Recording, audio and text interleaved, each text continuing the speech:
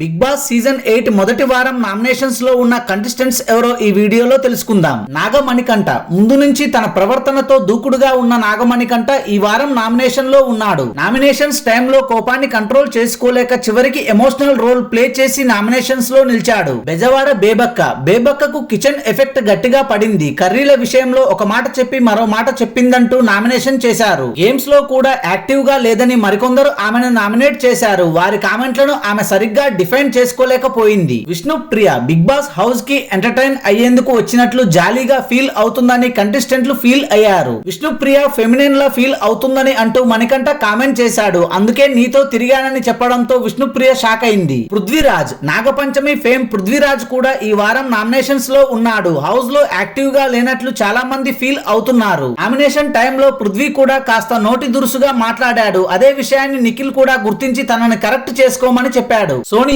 House లో ప్రతి point ని హైలైట్ చేస్తూ గొడవలకు దిగుతుంది. సోనియా ఈ విషయం అందరికీ చిరాకు తెప్పిస్తుంది. గొడవ చేస్తుంది కానీ వాల్యూ పాయింట్స్ ఇవ్వలేకపోవడం ఈమెకు మైనస్ అవుతోంది. Thanks for watching this video. For more interesting videos please do subscribe.